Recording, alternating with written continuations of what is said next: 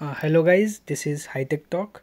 So in this video I will tell you how to change background of your TikTok video. So for this we will click on this plus icon.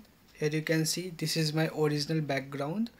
So to change your background you need to click on this effect, and after clicking on effect you need to click on new here memes.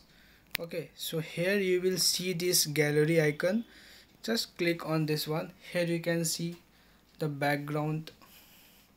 Okay, so if I want to use a new background from my mobile, so I will click on plus icon and I will select any one background. So here you can see my new background. So you can record your video and you can post it on your TikTok. So this is very simple, and you can select a good and very nice background from a Google and you can use it. So this was a small video, and if you find this video useful, please like, share, and don't forget to subscribe. Thank you.